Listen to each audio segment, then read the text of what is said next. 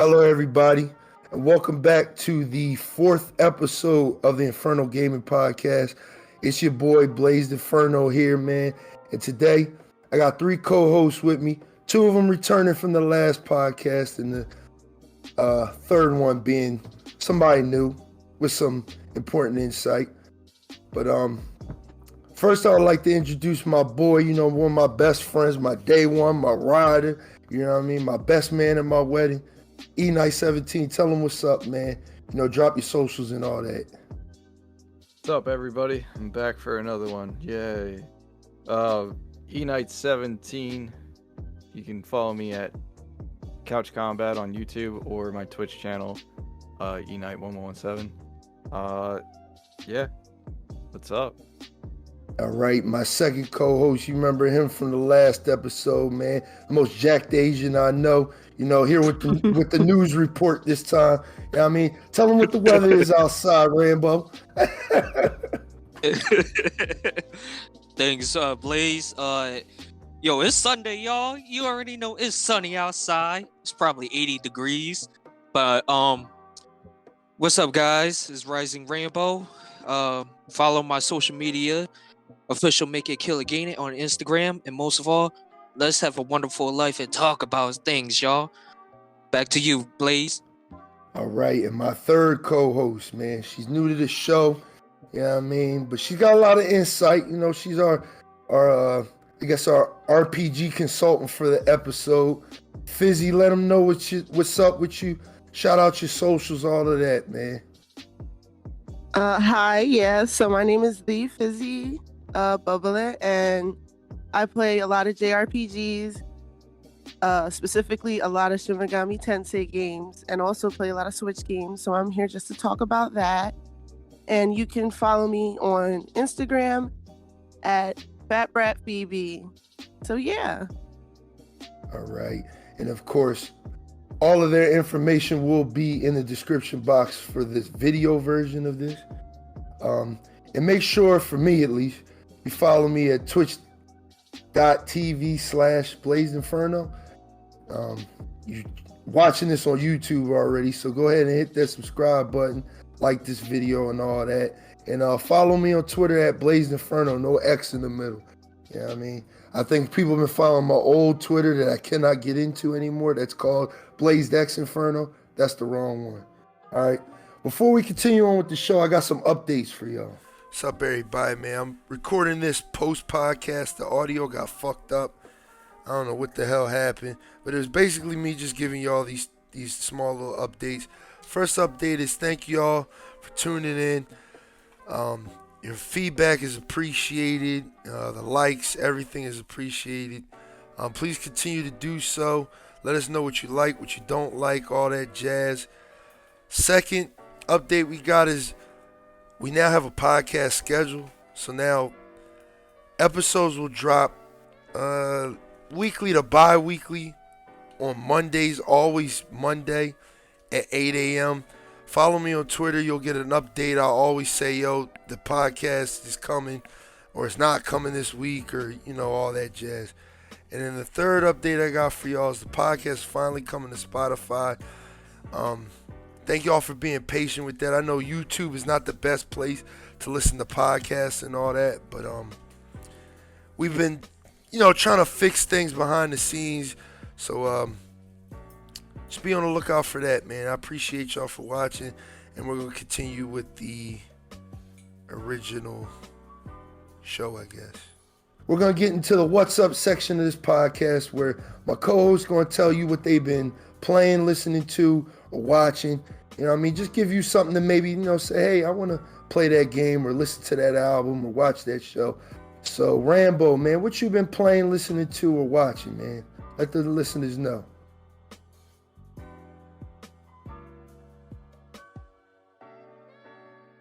All right, I don't know where he at. So, E-Night, man, what you been... Well, my fault. What happened, y'all? My fault. I said... What man was spaced the fuck out. Hey, yo. Yeah. He's like in the background beefing out push-ups. It's like, oh man, this introduction is forever. I can't put 3 or 4 sets in. Nah, I was just asking, what's up, man? What you been watching, playing, or listening to? Give the listeners something, to look into. About the E3, John. No. Just what you been playing recently. Oh, my fault. What I've been playing, I'm still playing Mass Effect right now, yo. I'm still playing Mass Effect. Hey, I know that's right. I'm still playing that game right now. I'm on Mass Effect 3, taking my sweet ass time. Real shit. That's what's up, man. Other than that, I haven't really playing much games lately. Just been working, so like just a lot has been going on besides that. If the all I gotta say is just been on playing Mass Effect, yo. That's it. I'm gonna pass the mic back to you. All right, E-Night, man, what you been playing, listening to, or watching, man? Let the listeners know. All right, so I've been listening to nothing except for your live streams because I don't watch your live streams. I just listen to you get like just shitted on by like all the kids in Warzone and shit. Follow me at twitch.tv/BlazeDexInferno. You watch this dude peek out a window, get domed instantaneously. And then rage. I've been watching a lot of the Halo Infinite multiplayer and campaign reveal, so yeah, definitely gonna be talking about that. Watching the fuck out of that and picking apart all the trailers and shit. And I've been playing fucking Master Chief Collection. Yeah, me too. A little bit of Apex. That's what's up, man. Fizzy, what you been listening to, playing, or watching, man? Or ma'am? Well, I have been playing Shin Megami Tensei 3 Nocturne HD Remaster for the Switch. It's a PS2 JRPG. It's kind of like a cult classic, but obviously it got popular enough to get a remaster. And it's really fun. It's like an OG kind of RPG, so it's kind of hard, but really gratifying.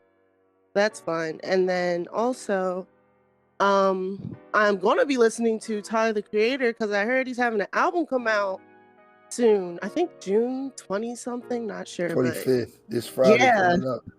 So super excited about that. Yeah, me too. See how that turns out. Yeah, that's pretty much it. That's what's up. And me, I've been playing on that PS5, man. I've been playing Miles Morales. Very good looking game, very fun. Honestly, these past two Spider-Man games, like they're one of the best. Well, they're both the best superhero games like I've ever played, man. Like, I'd even say better than like the Arkham games. It's just they handle like the feeling of Spider-Man very well. Even if the combat is like a carbon copy of like the Batman combat, I've been enjoying that. Music wise, I listen to Culture 3 by the Migos, and I don't know how to feel about that. I just feel like it's 20 songs of them just doing the same thing over and over again. I just need my boy Drake to drop an album, man. He's long overdue for that. But yeah, man, that was the What's Up part of the podcast. I hope y'all, take interest in one of these things and say, hey, I want to buy that, or I want to play that, or you know what I mean? But we're going to get in the main topic. If you guys see, the title of this video, you already know what we about to talk about. So in the last episode of the podcast, we went off rails for most of it. We talked about everything else but what was supposed to be the main topic. It was a very long episode. We're going to try to shorten this one up because I see a lot of people kind of complained about, the size of the last episode. It was like 2.5 hours. We're going to sweeten this one up for you. But yeah, if you saw the title, you already know. E3, man. E3 happened last week. Me, E-Night, Rambo, Fizzy, we all just watched it, gave our insight. Now we're going to bring it up on the podcast, man. So the topic I got for you guys is, did E3 2021 suck? And we're just gonna briefly go over everybody's conference, the games that they showed off, and all that jazz.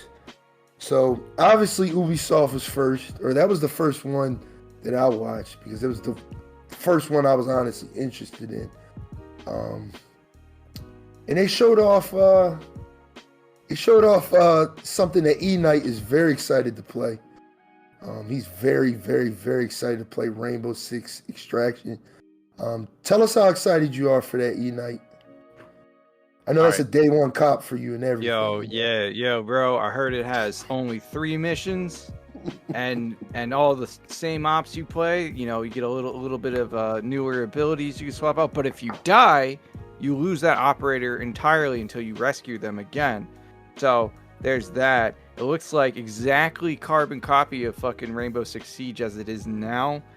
So what I'm going to recommend is that you just ignore the fucking existence of this game because this shit is trash. This shit is trash. What the fuck? I don't even know what the fuck Ubisoft is thinking. Maybe this is like a way for them to test out new shit for Siege, but we got a TTS for Siege. So I don't know what the fuck is this shit.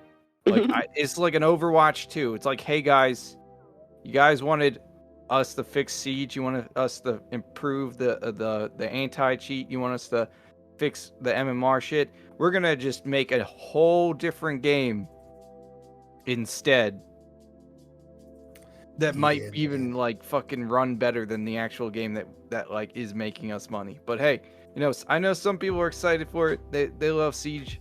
They want a PvE experience, and that's great for them. But I can't. I cannot. Yeah. When this was first a concept, I was like really excited for it. I'm like, okay, like this seems cool as like a $20 standalone game, but this is a $60 $60 fucking dollar full price for 3 missions. Yup. 3 missions. Yeah, man. Like it's like what y'all do to probably my like boy, a 4-hour game if you play it on like the easy mode or run through it with friends. Wait, so it's a whole separate game? It's not like a pack or an add-on or anything? No, so it's based off a game mode we got 3 years ago with like alien zombie parasites, which was cool as like a event mode, and I wish they would just bring it back from time to time so people can get those skins again. Mm-hmm. But all this game is a skin grabber. Like you play this game, you get skins for Rainbow Six Siege, like the regular game, and that's pretty much it. Man. Like I'm not feeling Wow. I watched the gameplay. I was unimpressed. It's like exactly the same as Siege. There's no movement mechanic changes. The guns are all pretty the same. Like the operators still use the same gadgets. Maybe they got like the UI. It looks like it runs smoother, but it's like, just a reskin of Siege, basically. It's just like a PvE version of Siege. So I'm just not that impressed by it. Which is disappointing, man, because like me, I'm a OG Rainbow Six guy, man. Like I started off with 3. I just wish they would go back to like the old co-op, like terrorist hunt days. And it's like I see they just want to keep doing like this PvP thing with Siege, which is cool. You know, I'm not mad about it, but to be honest, man, like if they had just like if Extraction was like the name of the game and that was like traditional terrorist hunt but with all the Rainbow Six Siege operators, and then you had the zombie mode as like an extra addition to that same game, I'd be like, all right, you know, it's a PvE focused version of Rainbow Six Siege. There's an audience for that. I don't have a problem with it. But from what I'm like hearing is that the single player is going to just have 3 missions and they vary in difficulty, but it's like you can only do PvE content the same amount of times. So many times, yeah. And they kind of ruined the mystery of the alien things by showing off every single enemy type in the trailer, yeah. And then they tell you exactly what happened. They're like, "Oh man, there's an outbreak and you got to go save them." Ha ha ha. I'm just like, I think the only cool mechanic of it is that you can pick up teammates that get downed, like carry them on your back. I think that's like the coolest thing out of all of that, and that's like something I would like in regular Siege. But other than that, it looks boring. Have you played Siege since North Star started? Oh yeah, I've been playing ranked with some friends, and I've lost every single match. Yeah, It's awesome. I've been hearing rumors that people are saying it's pay to win this season. You know, Pay to that new win. operator is very Um, OP. she is good if you set her up properly. She definitely encourages doesn't encourage roaming, but she does encourage was it anchoring, which is like sitting on site, because I've gone up against her in Villa on Games Room, and like she had 3 systems set up in Vault and around, and we kept downing people, but like those things take 30 seconds to reset, and then you can heal, like res yourself to you gotta like crawl over to the thing and press it to res yourself, but it's like it heals you up. It's like a permanent heal instead of like a temporary heal, and then it'll overheal you, which is temporary. So you just run past 3 of those things, you're basically back up to full health, and you can keep getting to fights so long as you don't get down again. And it was just we couldn't take it because it was just a hard push. Like we need to run someone who can, like, I don't know, like flashbangs, yings, or something like that would counter it. But no, she's a very powerful op right now because not only is her gadget pretty good, her kit's pretty good, and she's a 3-speed, so she's basically running around one-shotting people with a full assault rifle. Even though the spear's fire rate is not that high, it is super accurate, and like if you're just getting a couple headshots, you're done. So Yeah, I heard she got a incredibly spot. good. She got the spots too. So Yeah, she's got a great kit. It's Yeah. not technically pay to win because you can unlock her with renown like in a week. So it's just Okay, I she's just see. really good. Like the game is heavily defender sided, so like it's hard for attackers. And then they added this new little feature that uh makes you hold a button to pick up the diffuser. You can't just run over it and pick it up anymore. And I've had situations where we lose a teammate or I die in a bad spot and someone tries to grab diffuser and takes like a full almost 2 seconds to grab it. Um, which you can't move or anything, and then you just get killed. And because of how Siege is and how old it is, it's just kind of awkward getting used to it. But I think it's just another benefit for defenders. And like the game is slowly getting to that point where it's like attacking, you just need to try and win one round just so you can maybe win every single defense round. But it's getting, I don't really like the direction the Siege is going in. Mm. I feel like they need to balance out on they need to fix more attackers and Yeah, I balance played like balance 2 out Thunderbird. games. I played like 2 games, and I do like some of the new added changes. Like the new UI is a little smooth. Um, I didn't play a lot of the last season, so is the battle pass like a new? Is that a new thing? No, Or it's something they introduced a couple seasons ago. I think it's definitely worth the money. If you like the skins, this season's skins are pretty like are Native American based, yeah, I like that. and I Like the like a lot frost of them. skin. Yeah, I Yeah. want that frost skin. I think Nook has a skin at the very end of it that's literally just a giant moss thing covering her face, and I want that so bad. So I'm definitely gonna grind it out. But I can't honestly see myself playing ranked like that much. I'm just gonna get placed. Probably gonna be in copper or fucking silver this season because I've lost like a shit ton of rounds. Um, so I'll try and work my way up to gold. But and all in all, I don't know. They changed a lot of stuff, like the UI and everything. Yeah, like Rambo, when you what like die, when you yeah, die, the it your pulls body out. disappears. Yeah, It also pulls out the kill cam, and it's weird. It's just weird to get used to. Rambo, have you played at all? I know you're a big Siege fan. Uh, Honestly, first and foremost, the new operator that's coming out, I do agree everything what you're saying, because yeah, she is definitely OP, She's definitely not OP. OP. She's powerful. I, In the right yeah, hands, but she's very good.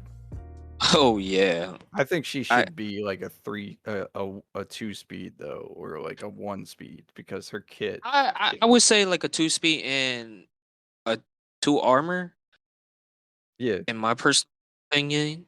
Um, Again, I haven't reviewed like a lot on Siege, but by just watching Ubisoft, E3 press conference this past week, all I can say is like I have my pros and cons right now. Especially with the new Rainbow Six, what's it called, Extraction. Yeah. I feel like, why did you guys make a whole new game out of that? I get it. That's money grabber. That's pretty much, they're milking the shit out of it. But if Yeah. that's the case, why do all that when you could just add it to the game itself? Why? I'm kind of like of the camp that like even though they have updated the engine, even though they've made changes and supposedly improvements to its core Siege, I think adding a PvE game mode to the game would Yeah. probably cause the servers to just die because the Yeah. PvE game is multiplayer. So I think they're trying to have it separated. But you can I get that, you can get but like it skins just, through this from what they said. So I they're mean, also like, introducing still, crossplay. Sorry. yeah. Oh, no, you're good, you're good. Like, yeah, crossplay. When I heard about crossplay, I was like, oh, finally, you guys doing crossplay. Could have had done that like what, 5 years ago? About like 5 to 6 years ago. But again, like with all what's going on right now, like I said about Rainbow Six in general, I just want to see like how much are they putting effort towards the crossplay and the new game that's coming out. I feel like Extraction, again, for me, just looking at the review, is like, all right, yo, why all this? Eh. Again, I don't have really much to say about Siege right now as we speak. Really played it for a while. The last time I played it was what was that new operator came out? The attacker, that French guy. Flores. Flores. He's Spanish. Yeah, that says, yeah. That, what's his name? Flores. Flores. Yep. All right. I got my pros and cons about Flores. All right, I like his gadget, I do, but using his little drone as like what, like a little C4 blowing up a wall, nice, cool. I just think like, I don't know. Maybe this is just me because I'm very picky with operators in general. Depends. I got not much to say about Siege right Yeah, now. I Unfortunately. noticed the last like 3 attackers are all hard breaches. Yeah. I think. Yeah, they're all hard breacher. Ace, I hate to say it. I hate to say it, and this is just coming from me. Honestly, if you really want to know who's very like go back and forth as a hard breacher, it's probably Ace, in my personal opinion. He runs like thermite. Like he got that one gadget that could blow up the reinforced wall, and on top of that, he has a wall breacher. There you go. You have a thermite right there. Yeah, his and kit's alright too. yeah, so yeah, his weaponry is a-okay. He got a fucking AK-12. Like, what else do you need? You don't need an LMG. AK-12 is good gun, especially in a long range and mid range, depending what you're slapping on with an AK. They didn't Ace take. was like the last hard breacher they introduced for a tank. Yes, but like I said, Zero he is- gets good. He's a I just- very good op. His gun is good. His throwable thermites are very useful. Yes. He used to have smoke, which made him even more better. Even like Who, Ace? yeah, but they swapped it out, I think, for claymores or breaching charge. Okay. Yeah, his kit's pretty good, man. No, but as far as Flores is good for flushing people out or taking out clash mains or just getting rid of gadgets. Like he's a whole gadget denial, and he's great. And his only counters are like Mozzie and Mute. But as far as Thunderbird goes, her whole counter would probably be like Thatcher or Twitch to take out those things. Thatcher. But Yeah. Thatcher gets banned like instantaneously in ranked. Like it's a default ban. Like he rarely is on the board. So relying solely on Twitch and maybe Zero to take out those things. Kona stations. Yeah, the Kona stations. It's gonna be harder because like Twitch's drone doesn't jump. So the versatility in that is that you just need to sneak it in, and it's loud as fuck. And then, you know, Flores could take it out, but it's the same issue with like Twitch where like it only has like a certain range and it's big as fuck, so you'll see it coming and not necessarily hear it. But I don't know. She just doesn't have a solid counter. Plus her 3-speed 1 armor kit. She's got the bearing 9, the spear. It's too powerful. They need to like either swap out one of her secondaries or swap out the spear for an SMG. Yeah, I haven't got In the my player opinion. yet. I didn't buy the battle pass, but I probably will because I want to start streaming that a little bit more.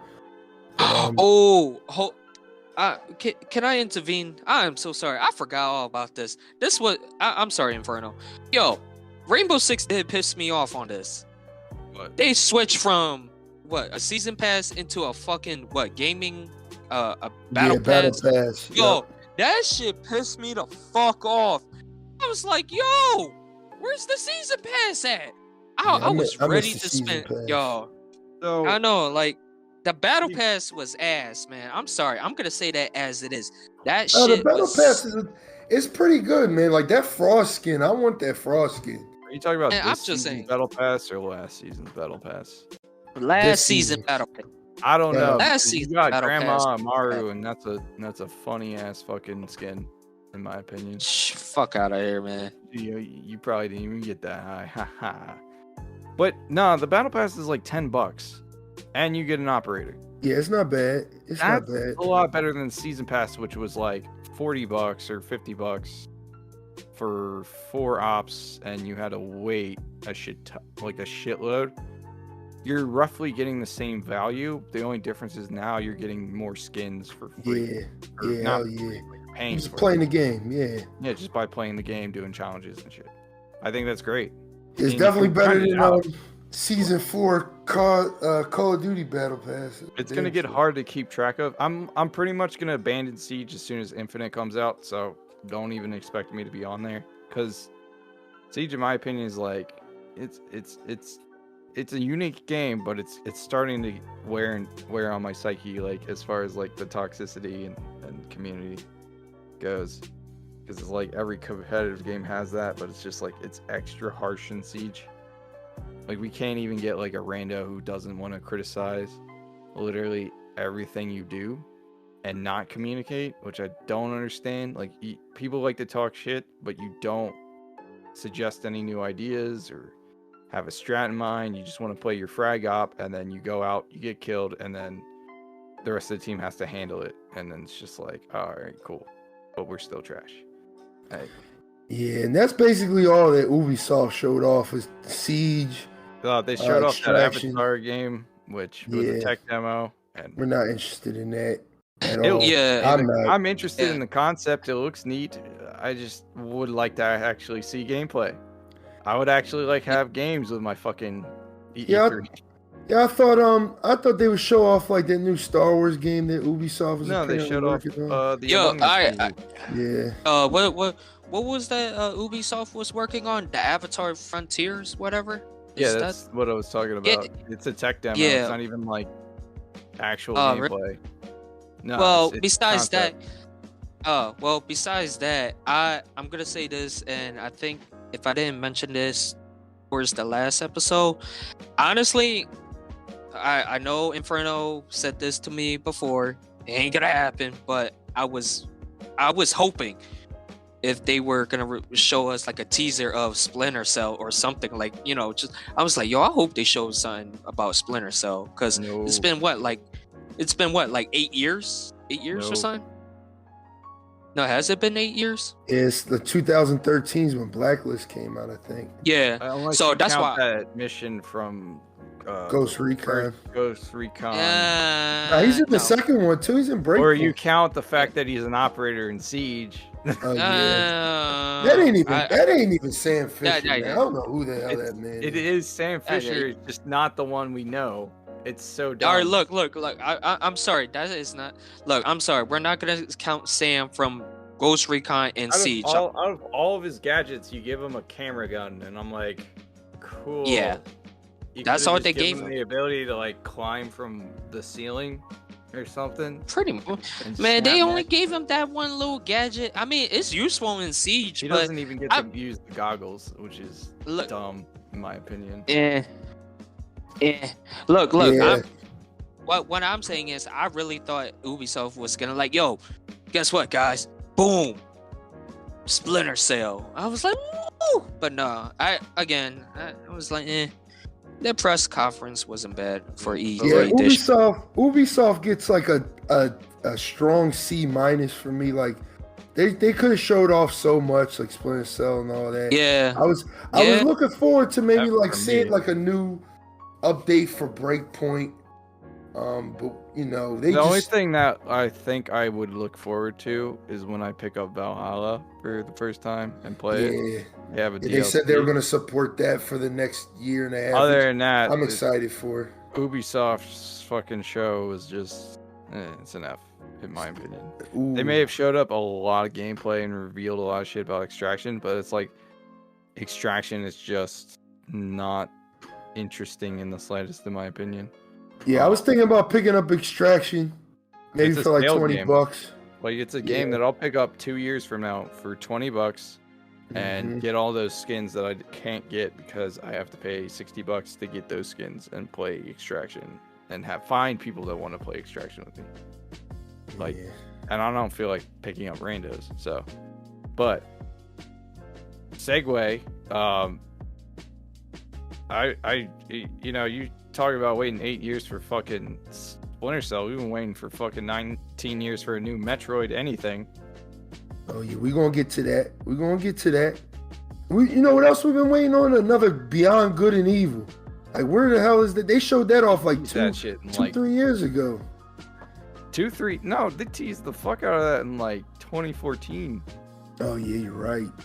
I'm like, it's been a while. I might not be correct, but I'm pretty sure. Call me crazy, but I swear I saw something about them like working on it or something. Like, I don't think it's like completely canceled yet. At least I That's don't probably think. Dev hell, to be honest. Sad. But continuing It'll- on. Dedicated to it. I don't know who's working on it now. I forget who worked on the original, but moving on. We ain't even gonna talk about Gearbox. I put them on the show notes, but Gearbox ain't show anything that I was interested in. Ever They showed that Tiny Tina thing. Yeah. And that Borderlands movie that they're totally not working on God, man. with Kevin Hart and Jack Black. And Girl, what? Borderlands the movie, if you guys wanted to see that. Why Kevin Hart? Jack Black, like, I get because his acting style and comedy is like similar to the writing in those games, but why Kevin Hart? Kevin Hart's gonna be Roland. Because Kevin Hart is the default black guy now. He instead of Ice Cube, they used Kevin Hart for these movies now. Apparently Terry Crews got canceled bad. Like, damn. This is what I don't get. They're gonna use characters that are either like dead and stuff in the first movie. They're either gonna redo the entire story of the first game, or they're gonna make like a side story featuring these characters. I would like just a truly original Borderlands, like the Telltale games, like where it's an original story that falls into the Borderlands universe. I think that would have been awesome. Instead, they're probably just gonna do like a, hey, remember the main plot of Borderlands 1? We did a movie on it. You get to watch your favorite moments with Kevin Hart. I just feel like they need to stop making video game movies altogether because it like has not worked thus far. And I don't think that like translating the experience of playing a game can ever translate to something as passive as watching a movie. I think like for Halo, I'm not trying to segue into this just yet, but I can attest to their franchise is that they have a lot of books, they have a lot of side like story movies on Netflix, and they're pretty well done. Like the Halo Legends shorts are really good. And I think as far as games go, having like other mediums like books, comic books, short interactive web content, small shorts, even some background movies to get the origins behind your favorite characters would probably be better than having a full 2-hour long feature length movie of your favorite game, because it just doesn't work. Because like I think the closest video game movie that I've seen that was done well was probably the original Doom movie, and that was like towards the end. The original Doom movie? Yeah, one with The Rock. No, I mean I know what it is. I'm just like, okay. Nah, that joint was good. That was a good movie. It was bad up until the part the main character starts going rage and he just goes first person like a regular video game. No, Like I mean, Doom the Resident Evil movies, the Alice they're their own saga, thing. yeah, they were The good. Resident Evil movie is ass. I mean, no, Alright? to be They're fair, That fucking B movies movie through was and through. ass. They're Okay, B look, monster the movies. first and one the is second not that movie bad. are- Like the first and second are good. That's all I'm Right. saying. Yeah, like yeah. I like. I the first one. appreciate it trying to do like somewhat of a different story than just go, verbatim from the games. I like that, but I think for movies they just need to have a separate story that features the main characters, but they're not the main characters. Like the main character is right. this That's other why dude. that's And why it's the like- Alice Resident Evil movies are good. Just saying. I like the Resident Evil Alice movies. They went from pretty cool to B monster movie real quick. So like Yes, true. they're fun to watch. I just don't take anything from it. Well, that's how I view movies anyway. I'm just, is it fun to watch? Is this a good time? Is it a People are good time? interested in story like the Avengers and shit. Yeah, me too. But let's keep this on rails. You know what I mean? We're gonna finally talk about Microsoft's bomb ass conference. So they showed off like 25 games.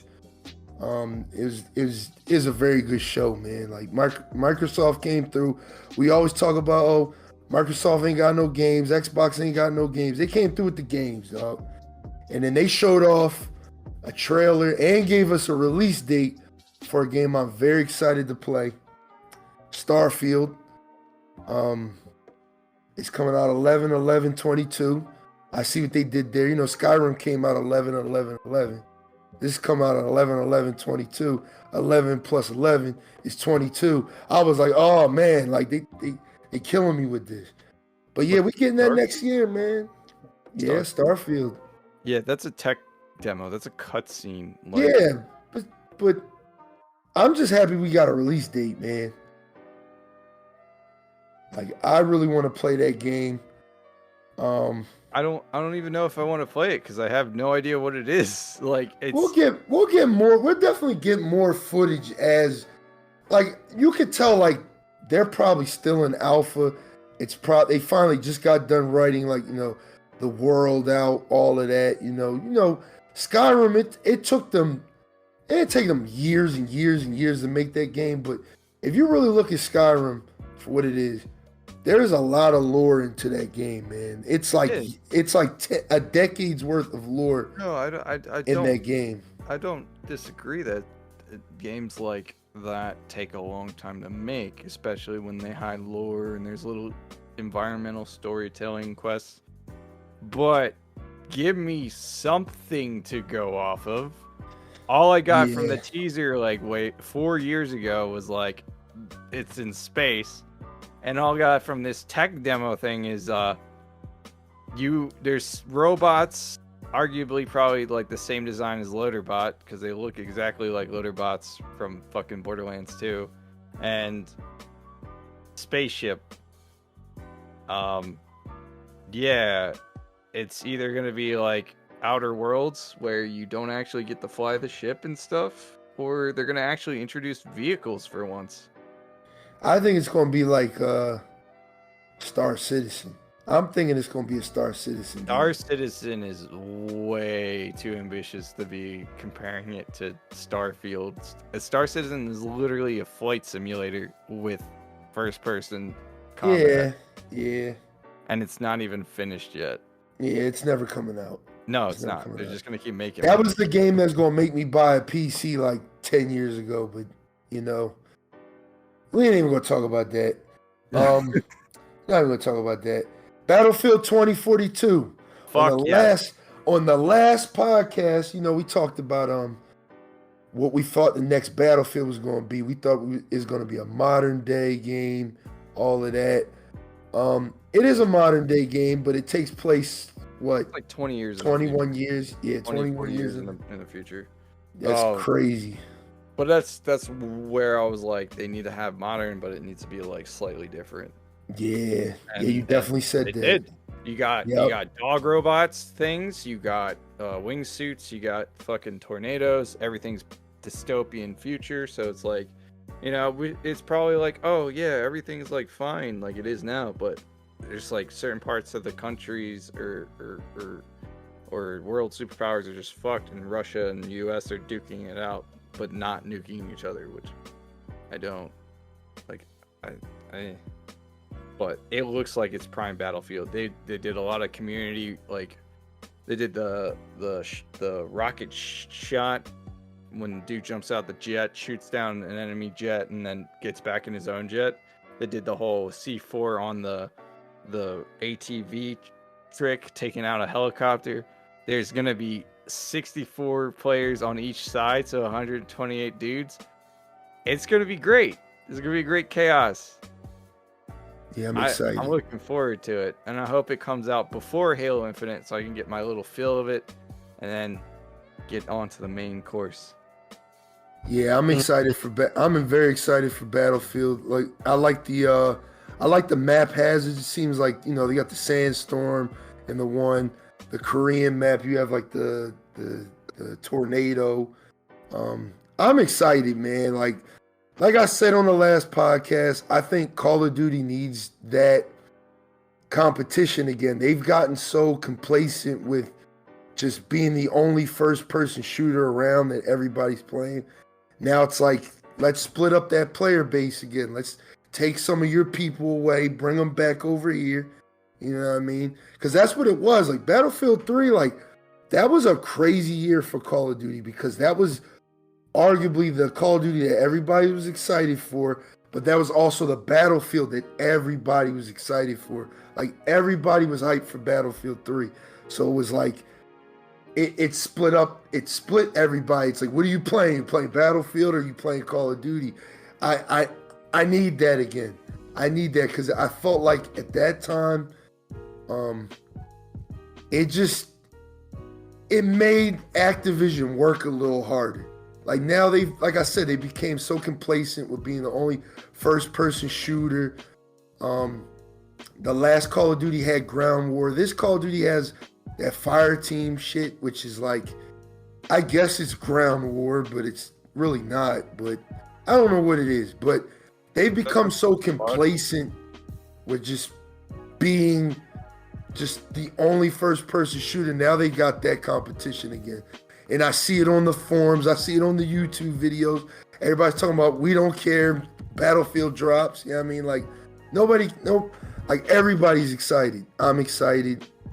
I know E Knight's excited. I know Rambo's excited. Everybody's excited, man. And it's just, please do good, EA. Please do good. Because I'm buying this day one.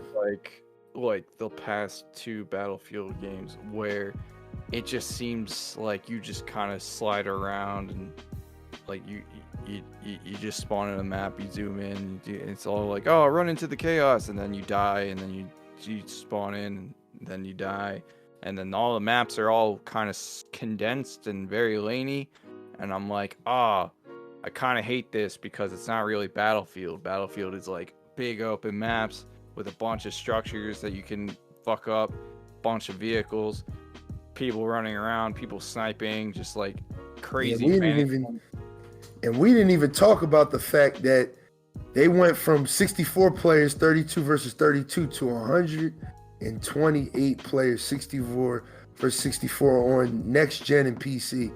So if you're playing on PS4 or Xbox One, what's up? It's crossplay too. Yeah, that's right. Yeah. So Yep. you know, I can like play with you on your little PS5. Yeah. We can you know, work together. Yeah, But I'm excited.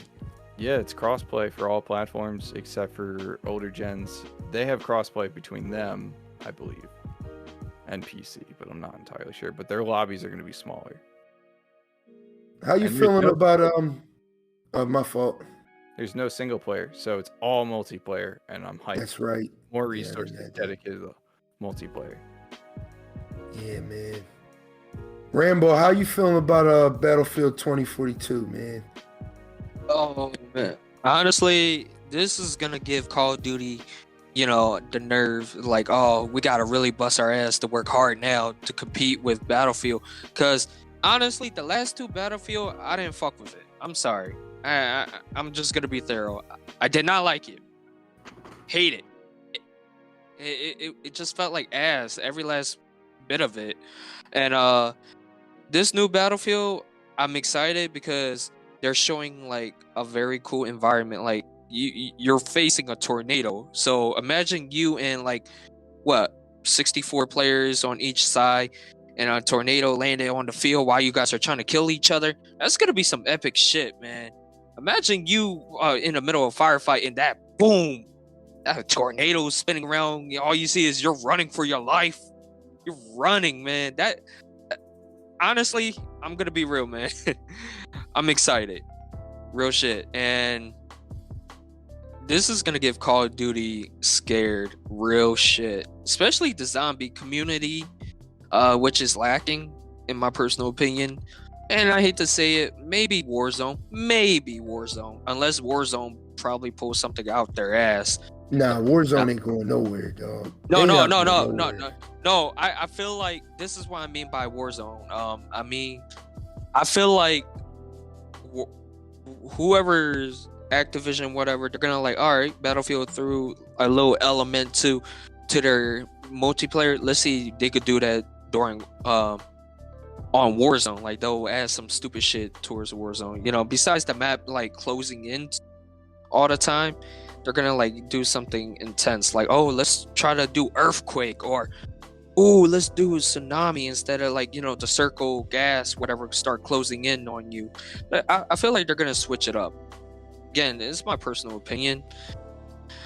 That's all I gotta say for now.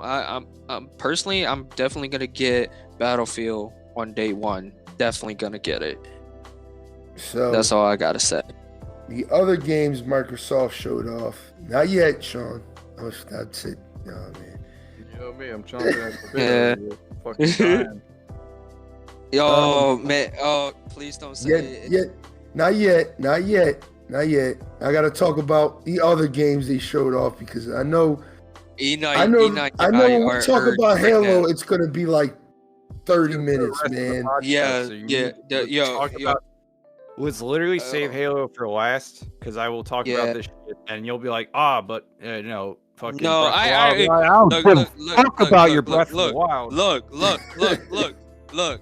I already said what I gotta say about Halo, and it kind of gave me the wrong turn. All right, I'm just gonna say. Not yet. I'm just gonna save it. Go ahead.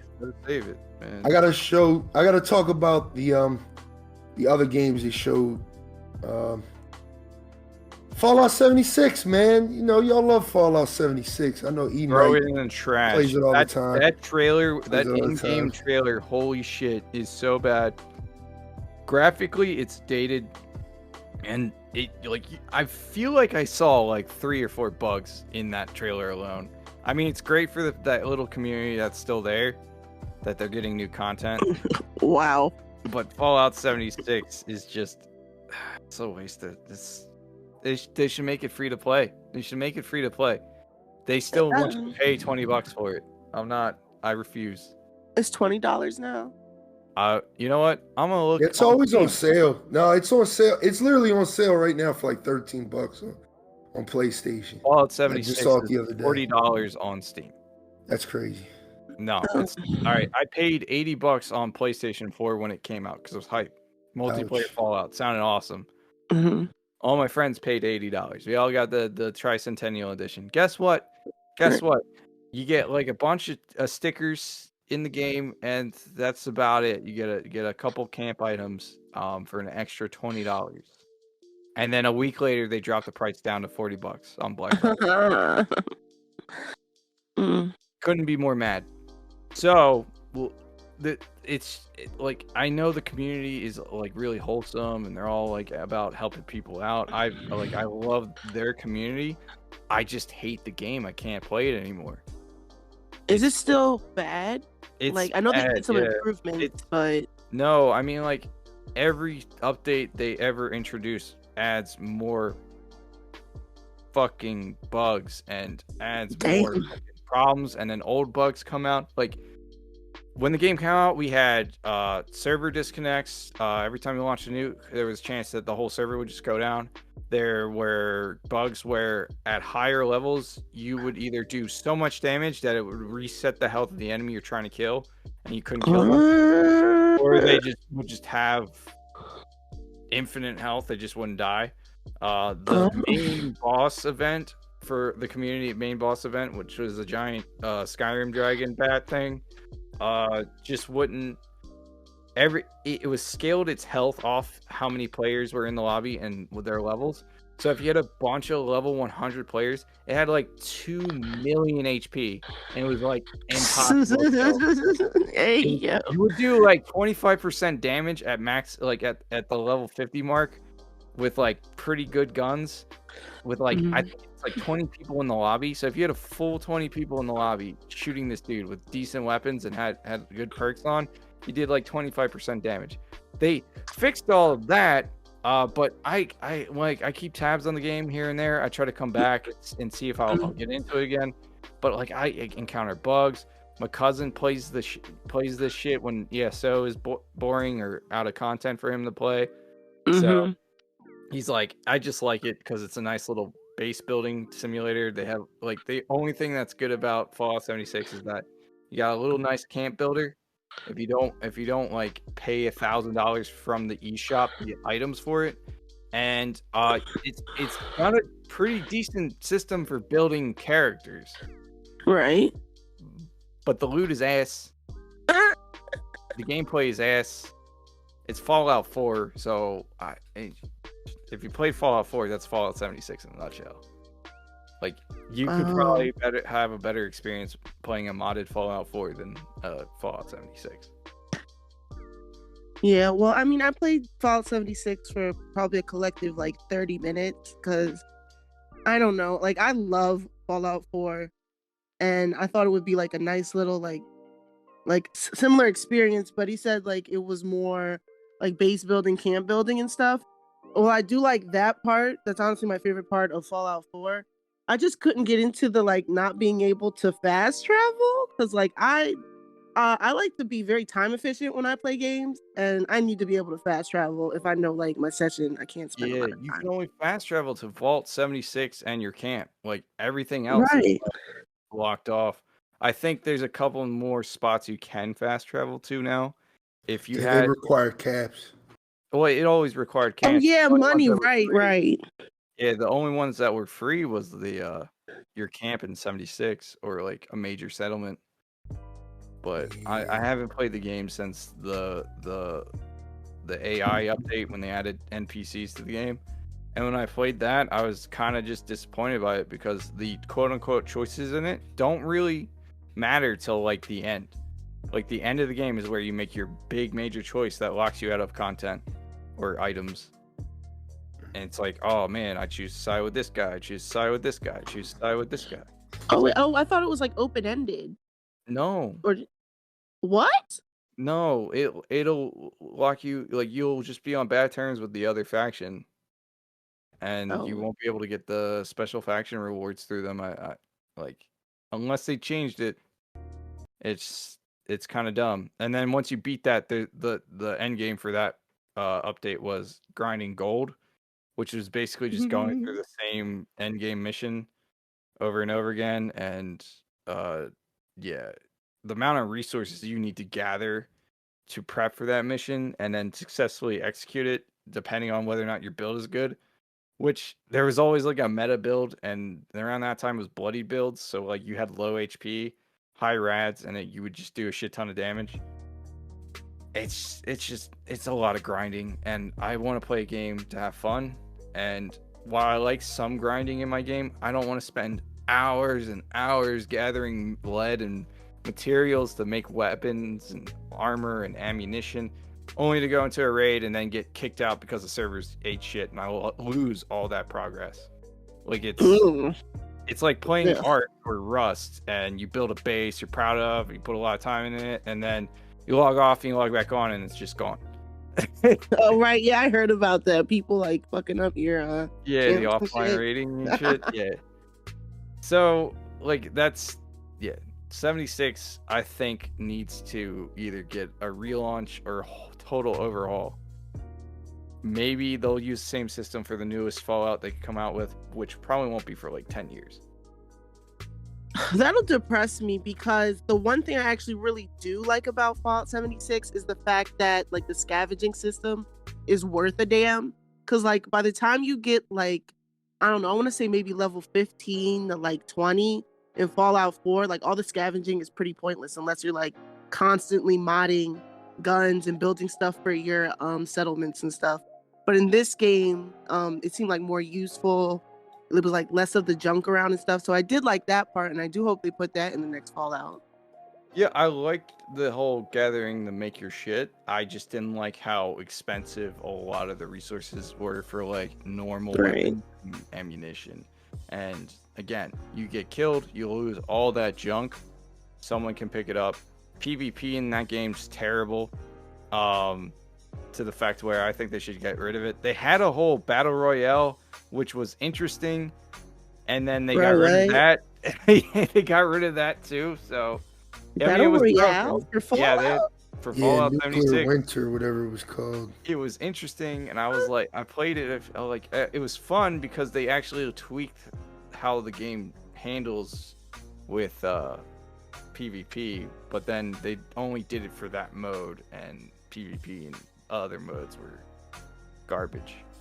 So yeah, everything they try to do with this game, it's just gonna be like, it's got its core fan base and they just need to cater to them. But I don't think I'll ever return to 76, which is fine. I didn't invest too much money into it other than that $80 fucking price tag. Yeah, Microsoft showed off that.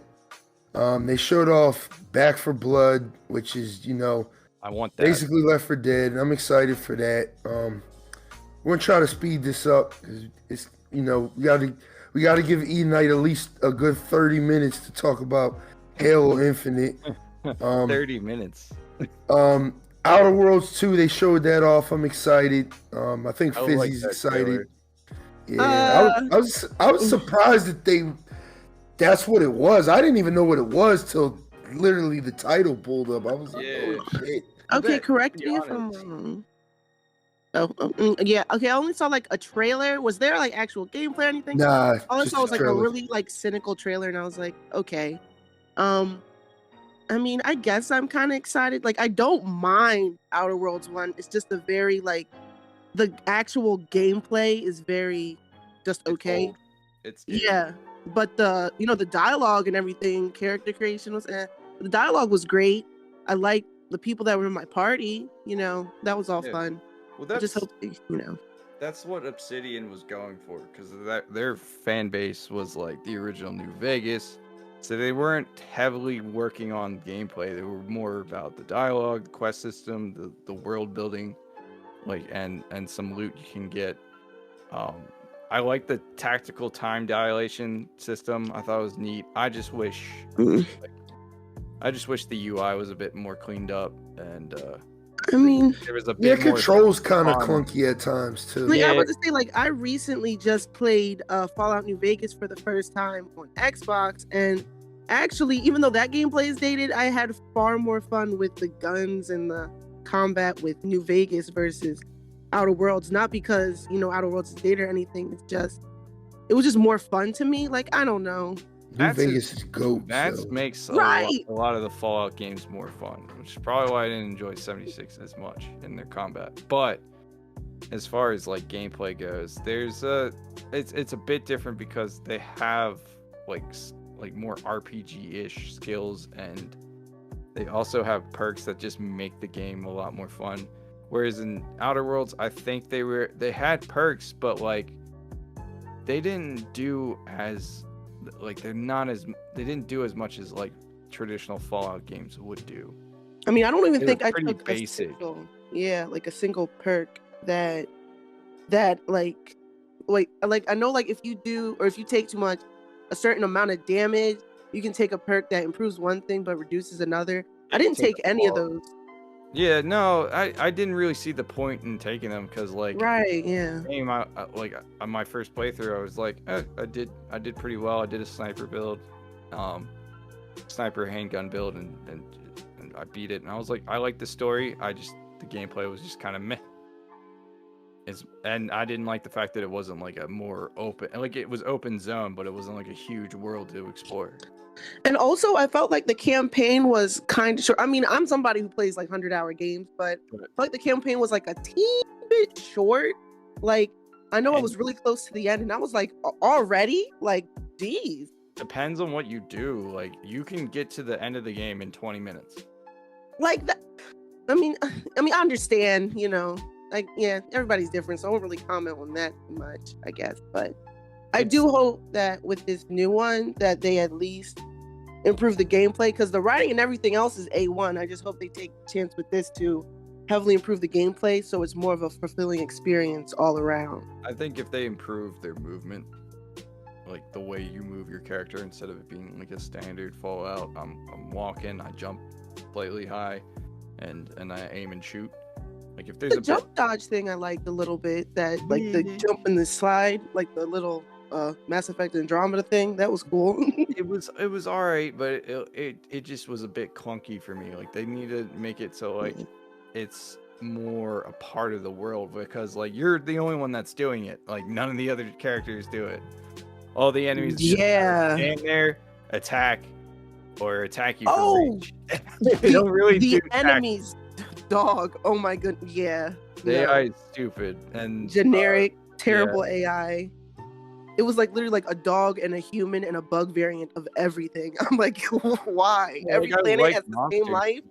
My games, so like I was super intrigued about the mantis queen things, and then they were just big and they just shot like giant orbs that would just either one shot you or just fuck you up really good. In fact, I think I had a bug where I was just permanently on fire for like 10 minutes straight before it was like, oh, yeah, you're not on fire more. And then I used all my healing shit. And I was like, the fuck? So, yeah, I hope Outer Worlds 2 is more, they just focus more on gameplay. Right, I'm excited. I can't wait. I love Outer Worlds 1. It was just, is very interesting to me, man. It was I don't know how to describe it, man, but I know like playing that game, like the first time I played it, I was like this is fun. Like, and I think it being as short as it was like the point of the game. Like it wasn't meant to be like this 50+ hour game. It was meant to be like a 20. It was meant to be. Like you were meant to play that game like multiple times, multiple times. There are many character paths that you can do. Hell yeah. Hell that's true. Yeah. So that's why I said like the writing and the dialogue system is great. It's just it needs work. And like maybe for y'all, like I'm gonna tell y'all my build in that game. I played a stealth speech build. So I basically just avoided combat at all costs throughout that whole. I played Metal Gear Solid basically in that whole game, and I had so much fun, man. I had so much fun because it was like, damn, how do I do this without like killing anybody? It's like, all right, I gotta go steal this or I gotta go do that. Like I had so much fun, and it definitely probably made the game a lot longer for you. Yeah, it made me honestly go back play Fallout 4 again. And I made a stealth build in Fallout 4, and it just, to me, it wasn't the same. because the speech in Fallout 4 is terrible, so it doesn't even matter. Like 4 different ways to say one of those options. And Yeah. Right. Yes, no, sarcastic, and a question. Like that's basically it. What do you mean? And just keep asking questions throughout the entire campaign, never actually give a response, and they'll be like, all right, cool, beat the game. It's crazy because Fallout 4 actually has the opposite problem of Outer Worlds, but I enjoy Fallout 4 so much more. It's because there's so much more to offer in Fallout 4. You got the base building, you have a somewhat, unique, enjoyable world. Like I always tell people, I think the biggest problem I have with Fallout 4 is the setting. It's not a bad setting. It's just Boston. Really? Yeah, Boston to me is not interesting, man. I think Boston is not super interesting, but what they did with it was like as far as cities go in the mainline Fallout, Bethesda and Beyond games, it's so realistic and so it really looks like the shit's been bombed out for 100 years versus the other games, I liked Fallout 3 and 4 is because they had a whole irradiated area, right? And there was shit in there to do, and there was a reason to have power armor and shit. Fallout 4 doesn't really have that. Boston is the core where all the shit is happening, and then if you go south, it's okay, there's a few swamp areas, you fight a couple big bosses that are high level over here. Yeah. You created the area, and I'm like, oh cool, there's gonna be a secret base or something, and I found one, and that's where you get the exo power armor, but that was about it, aside from the main story where you have to go find the Coda Atom in there, which is the only reason you go in there. There wasn't a lot to offer. All the enemies were standard, pretty much just mutated legendary mobs, and it wasn't story wise, there wasn't I don't even think there was another vault in there really. So Fallout had the least amount of vaults in it, and I was vaults are the most interesting part of Fallout because there's little hidden backstories you got to figure out, and then there's loot in there, and there's ways to 3 in New Vegas had a shit ton of vaults, and they Dog, I was accidentally roaming into so many vaults in New Vegas, randomly. Yeah, that's the main thing, and their newest game is lacking on dialogue and lacking on vaults. I'm just screw it. It's Fallout 4 is not. Nah, just the gameplay though. Yeah, the gameplay was pretty cool, but that, like I said, it's. You try and do that with PvP in Fallout 76, which is the same gameplay, and it's terrible. So I'm all right, screw it. But we should get off this topic and actually talk about stuff. Let's talk about E3, man. We're going off rails again. This is off rails part 2, and we ain't even talk about my favorite part of E3 yet. We ain't even talk about that. But to kind of wrap up, Microsoft, besides the Halo part, because we saving that for the end. Have a separate podcast about Halo. Ooh. Just podcast. We could do that. Covering Halo, because we could do a whole hour, 2 hours covering everything. I shit you. No. I can give you my summary thoughts on this one, and then cover it more in depth than the next one. Yo, look. If we cover Halo, I'm gonna go off the rails. It's happening. No, we're not. I say save for the end of this podcast. Right. I'm gonna briefly go over the rest of E3 real fast. Besides the Nintendo part, 'cause we gotta sit here and talk about that. We got to. That's what Fizzy's here for. That's what he's here for. I'm not even to wrap up Microsoft. All of these games we just talked about, I think, except for Battlefield, is on Game Pass, man. They got 24 games coming to Game Pass. I'm not gonna sit here and praise Game Pass or praise Microsoft for anything they're doing, but $10 a month gets you so many games, and like I said, they announced 24 games day one that will be on Game Pass, so it might be worth checking it out, man. I'm not gonna go down a list and talk about all those games, but I know Hades is coming on there day one. Hades is already out, but it's not on Xbox. That's coming to Game Pass. There's so many games coming to Game Pass. So if you're looking for something to play, man, Game Pass may be worth the money, man. Microsoft gets like a solid B for me. They did very good. But like literally Showed to go, They showed yeah, games. they showed games. That's what we wanted them to do. Square Enix had a conference. It was trash. I'm gonna briefly go over the only 3 things I got on the list. I got Final Fantasy Origins, which I'm gonna stream one day this week, the demo, just because I want to try it. That looked alright. They showed off the Final Fantasy Pixel Remaster, which is the first 6 games in the series for Steam and mobile, which that looked actually pretty interesting. And then they showed off Guardians of the Galaxy. Not to even go like off rails with Guardians of the Galaxy. It looks good. It looks like $20, $30 good. Like I'm not buying it day one, but I'm definitely gonna get it and play it. You play Star-Lord and it looks like just a single player RPG. Like they took out none of that Avengers shit in there. It looked pretty good, man. Like I know E Knight's interested in that. I'm interested. We're gonna get that.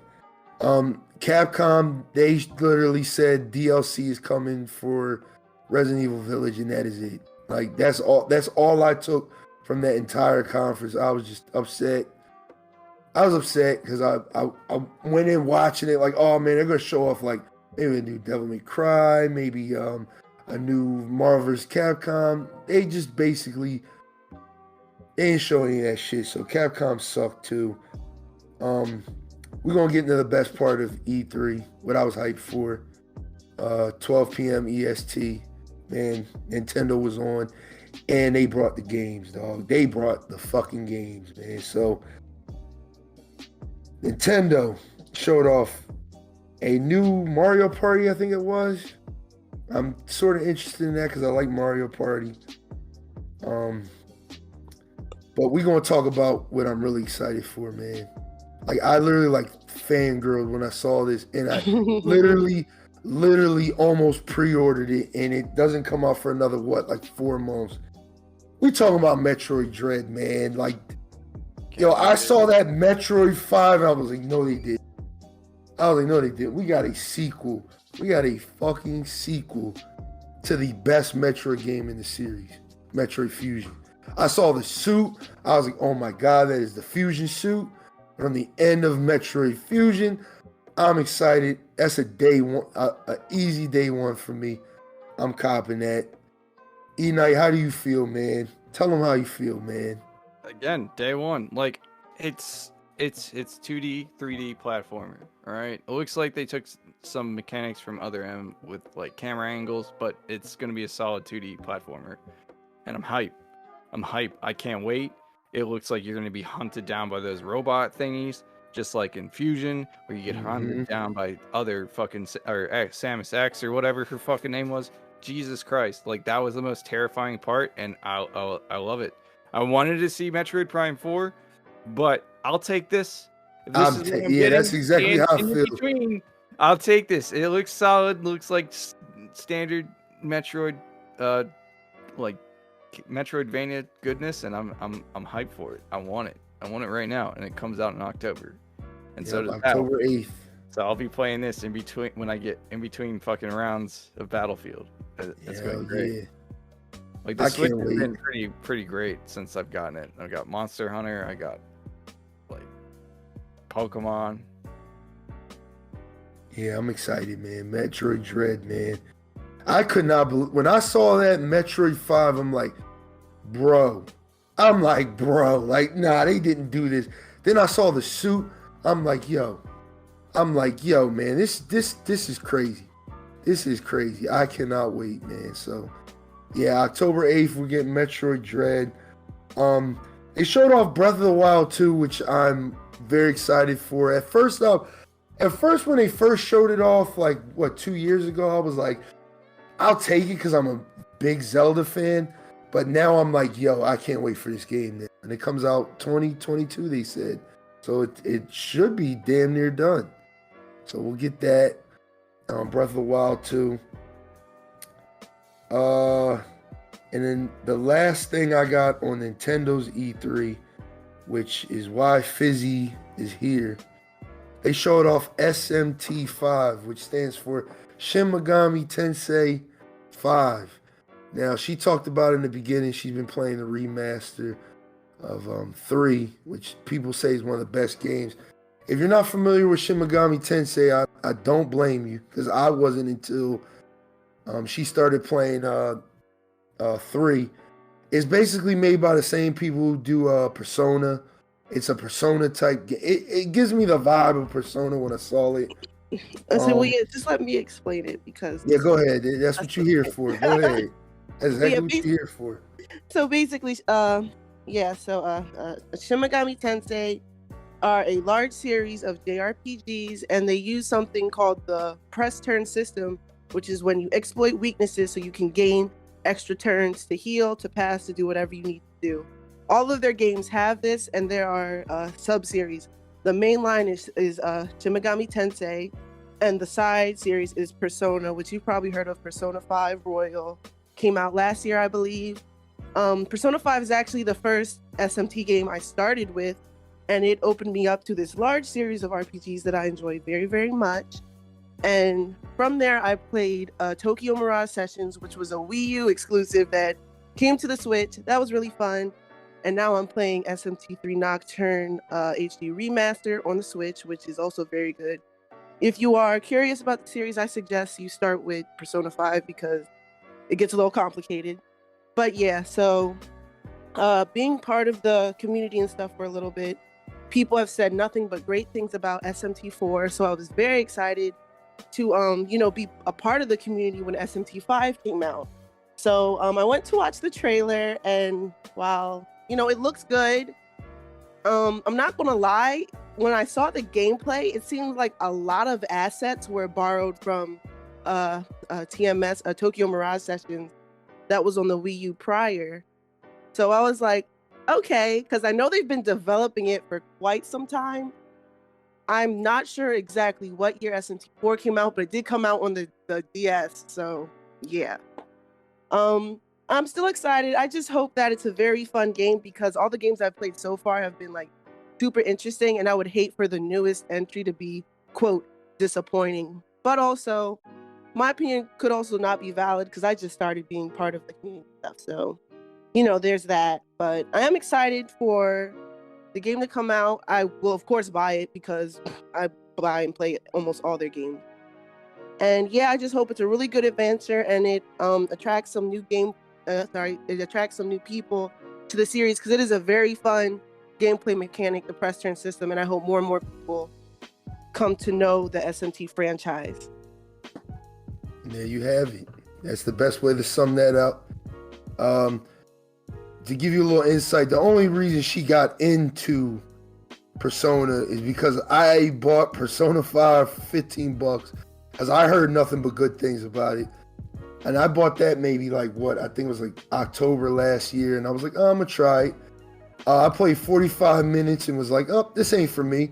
And then she played it and put 180 hours into it, and now it's just SMT this, SMT that. So yeah, if you're interested in that type of gameplay, I highly suggest it. The community seems pretty cool.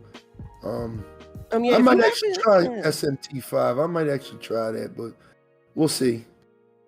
Yeah. If you're at all a fan of JRPGs, period, I highly suggest you play Persona 5. It's obvious, weeaboo, Japanese shit. So if you're into JRPGs, I assume you're already into anime too. But yeah, if you are at all interested, please play that game.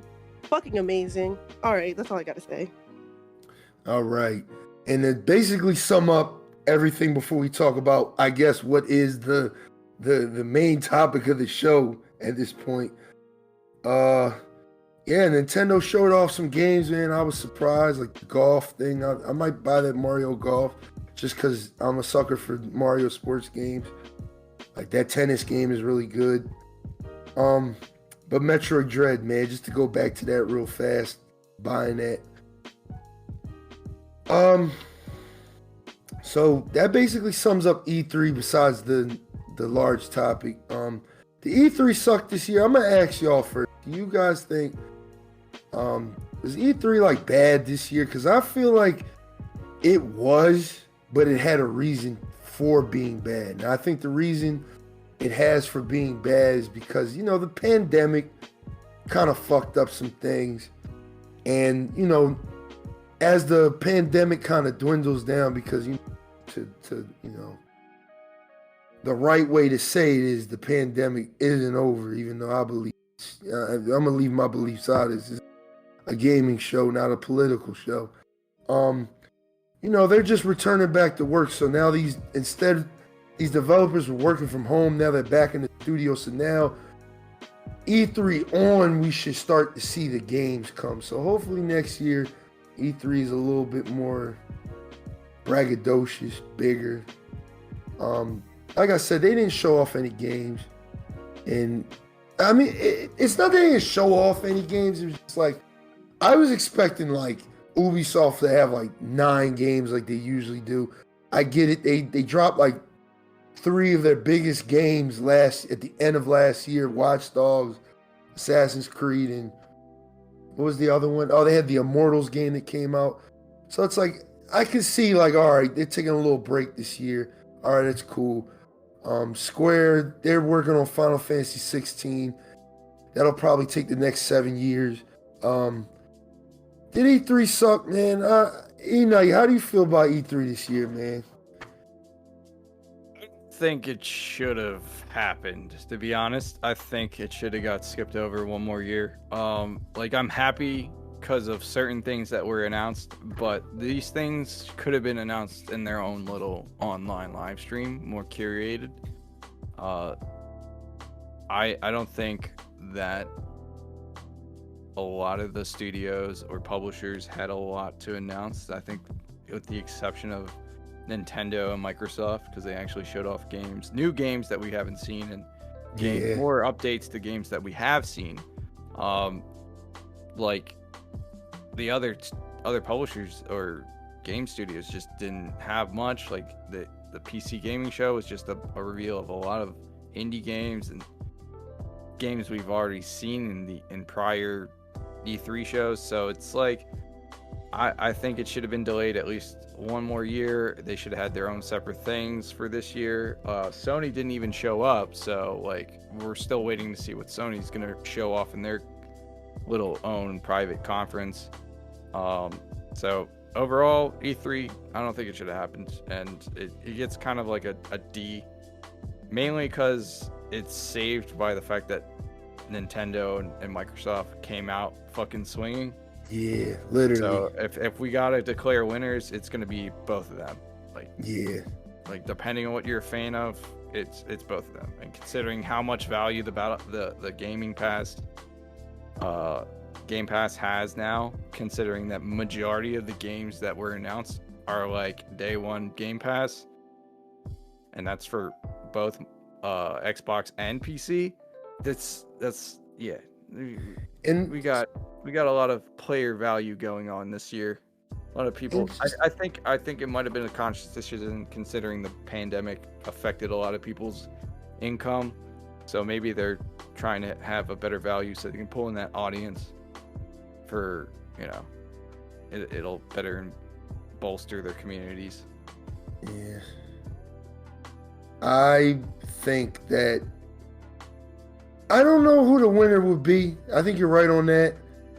The one thing I want to give Microsoft props to, which I think would make them the winner, honestly, is that with the 24 games, because I think it's like 24 games that they announced, like for the Game Pass day one, there's like a good variety, man. They had a lot of different, it wasn't just, for the past like 10 years, like all Xbox has is Halo, Gears, Crackdown, all shooters.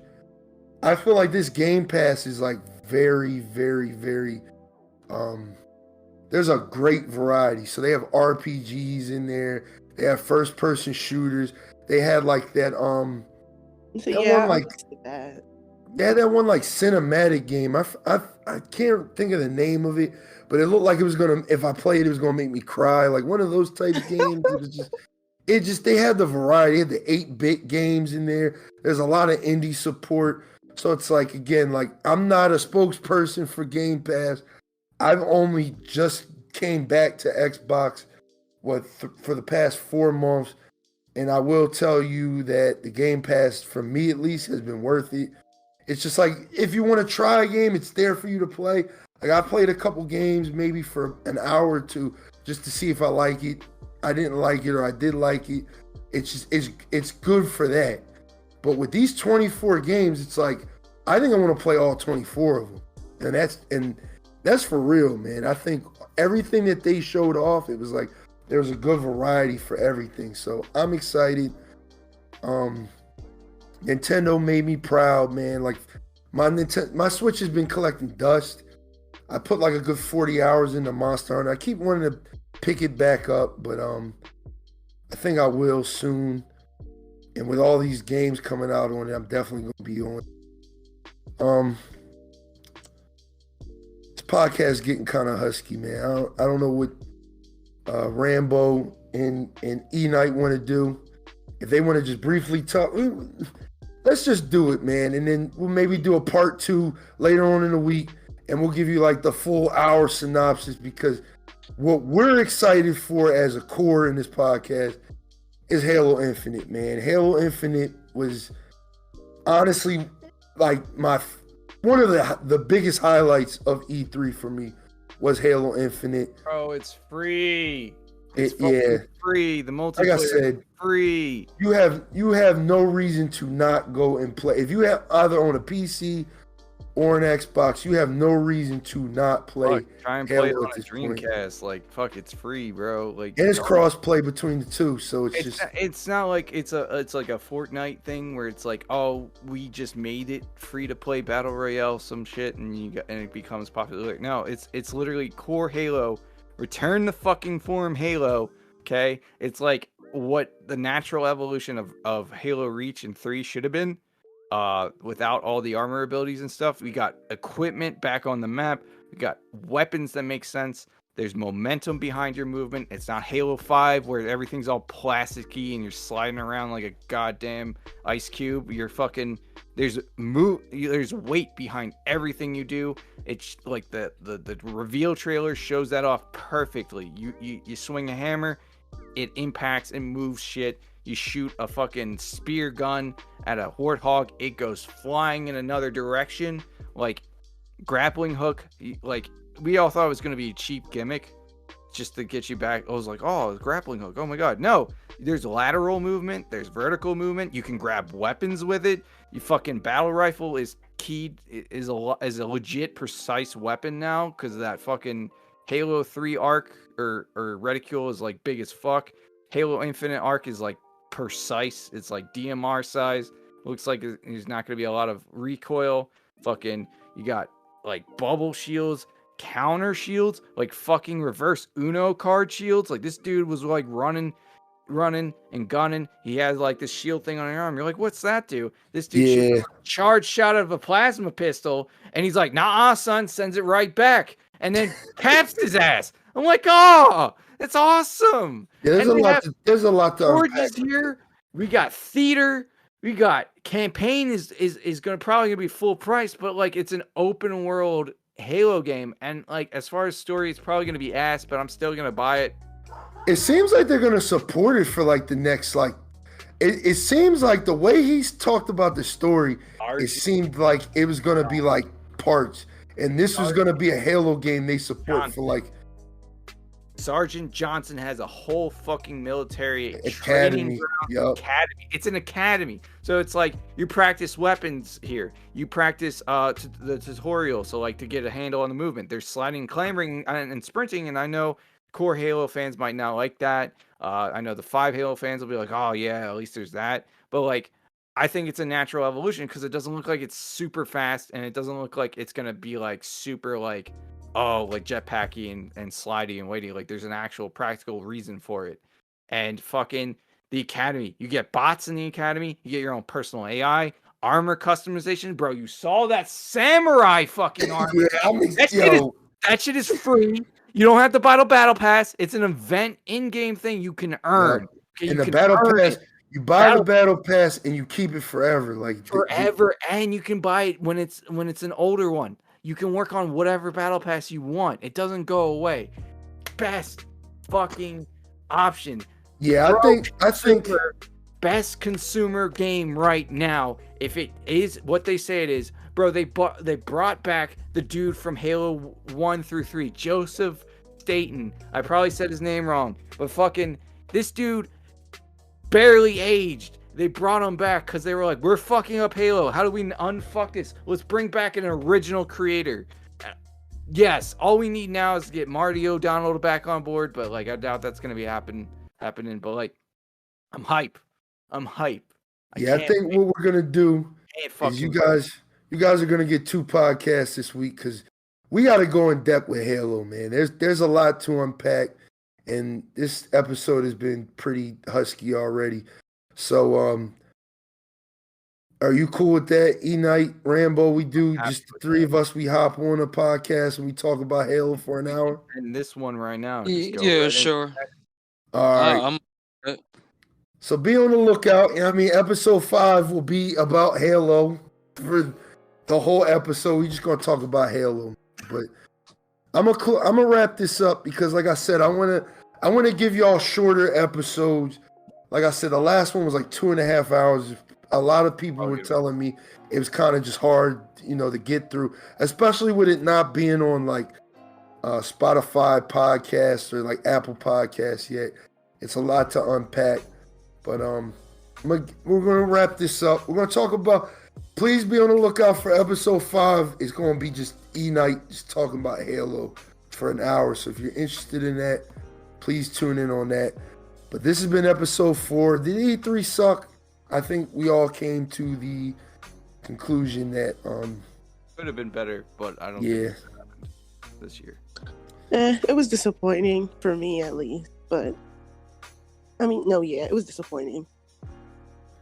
But this has been episode 4 of the Infernal Gaming Podcast. E-Night, you got anything to say before we wrap this up?